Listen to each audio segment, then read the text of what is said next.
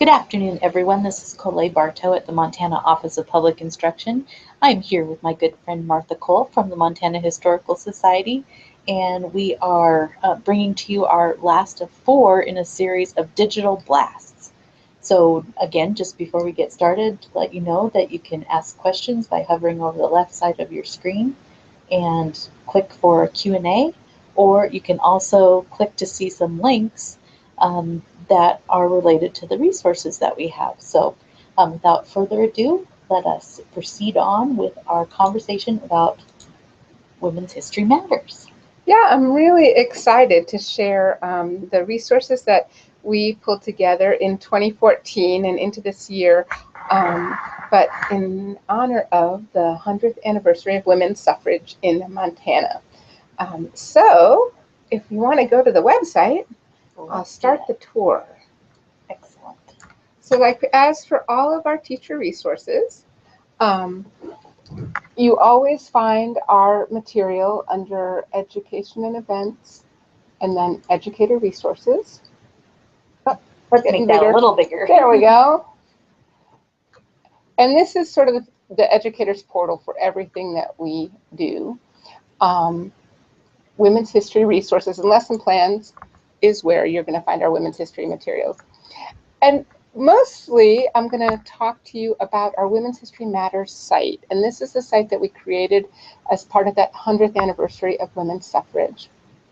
At the core of the site, we posted 100 blogs on various topics. I'm just going to go to, they're searchable by category, they're searchable by name or, keyword.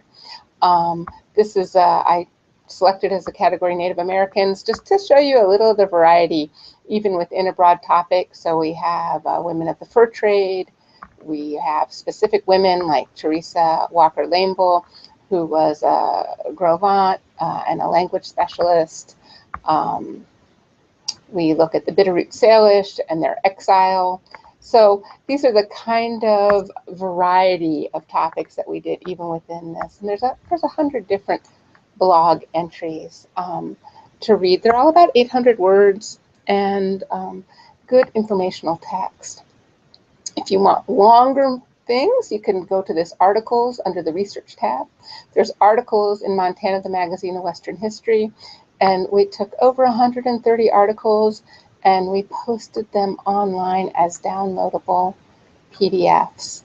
That's really nice, and especially to be able to search by if you're interested in a particular person or that. That's a very wonderful way to make it accessible.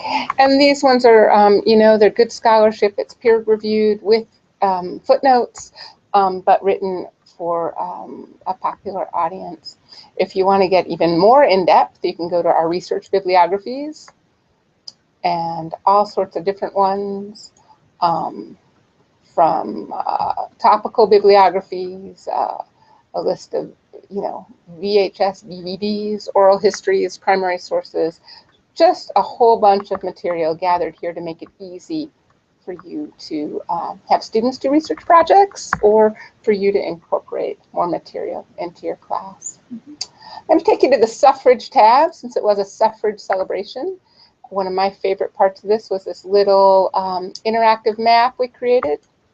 So looking at how counties actually voted on women's suffrage. That's a pretty amazing thing to look at historically and even compare it to more contemporary elections or referenda on different issues that we've dealt with as a state. So this one, the yellow, is the pro-suffrage vote. So for example, Fergus County there voted in favor of women's suffrage, and you can see what the vote was. By contrast, is it going to come over? Jefferson County voted against. So you can look and see what it was like in your specific area. That's very cool. So, whoops, go back to the main website here. But in addition to these general resources that we created for the general public, we also created specific educator resources, and those are under the teacher tab. So we'll go there. And these are lesson plans. We're going to be adding 2 new lesson plans in the next month, one on Title IX. Excellent. Very And timely. yeah, kind of exciting. It's a really math-based lesson where it has students interviewing people in their own communities about their participation in sports, and then breaking them up and analyzing how Title IX affected women's participation in their own communities, comparing that to a data set that we collected. That's cool. Yeah. History is about math, too. It is. I really love this Ordinary People Do Extraordinary Things lesson. This has kids reading some of those pieces that I showed you from the blog, and looking at people, and this is particularly Native American women's individual choices within the historical context in which they operated, and looking at both the way context, like the Great Depression or World War II, impacts people's lives, but also at the fact that as individuals, we all have choices about how we engage with those contexts. The biographical poem combines writing, and it has students, again, reading either from the blog essays or other material that we've collected, 2 different sources about a woman, and then following a template to capture her life in poetry. That's great. Creative writing. Yeah, exactly. So we work hard to integrate English language arts and math into what we do. Excellent. Yeah, Girl from the Gulches is another great example of integrating English language arts. This was a wonderful reminiscence of a woman who grew up in Virginia City and Helena during the gold rush, and it's a child's eye view of the gold rush. That's really unique, too. Yeah, it's pretty neat. So, and then this is looking at fine arts. We talk a lot about Plains Indians when we talk about Montana Indians, but the plateau cultures get a little less attention. And this is particularly looking at beading and plateau beading, which is women's work, traditionally speaking. So, but I want to take you, and then we're going to go back to the PowerPoint and talk a little bit, show a little more in more detail this Montana Women at Work clothesline timeline lesson plan. Your link here is to mhs.mt.gov to get you back to the site.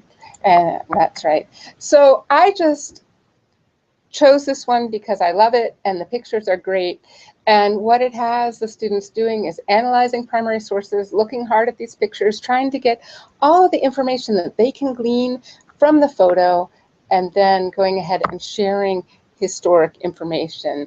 And these are all pictures of women and their work. So this is a miner, prospector miner, Millie Ringwald, outside of the Weatherwax mine, which was her mine outside of Utica. Different types of women in traditional and non-traditional jobs. Dentistry from 1896, for example. That's an amazing scene.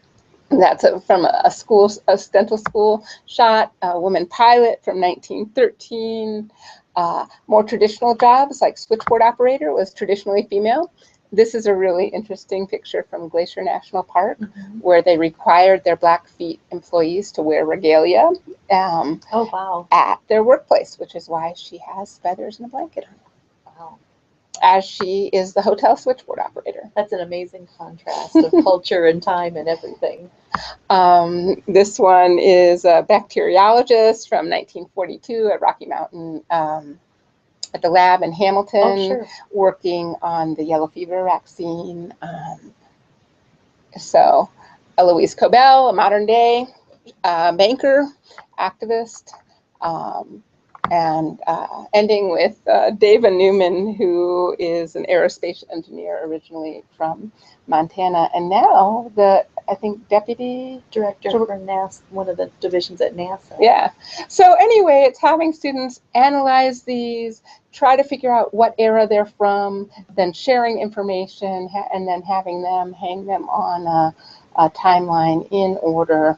And then talking a little bit about how women's work has and has not changed over the years, what was surprising, what was not. I really appreciate the contemporary examples too, because sometimes when students think about, studying history, that we're studying the far distant past, and really all of this connects us to the present and thinking about their future too. So, and I think in particular, the positioning of primary sources like these beautiful photographs really help us to have a conversation about our past and our present, and even tell those stories, whether it's through poetry or other creative writing too. So we really hope that everyone will take a look at these resources and really think creatively about how you can create highly engaging and highly relevant learning situations using our Montana history, our Montana contemporary ideas, and have our students also contribute to what the future of Montana will be. Couldn't have said it better. So that's just a real quick taste of the women's history lesson plans. As Coley said last week, we hope that you let us know what you think about these History Digital Blasts, what you think about this curriculum. If you like these digital blasts we've been doing, let us know. Mm-hmm. And maybe we can pick up in spring and presenting different resources that we didn't have a chance to get to in this series. Excellent. Yeah, I think that's a great idea. We'll let you know when that's going to happen. But as Martha said, I can't help but just underscore, we'd love to hear from all of you if there are questions that you have, or we'd really love to hear about the things that you are doing with these resources. So you can reach us at cbartow@mt.gov or mkohl@mt.gov. So thank you very much, and we hope you enjoyed the series, and we hope to hear from you soon. Bye. Bye.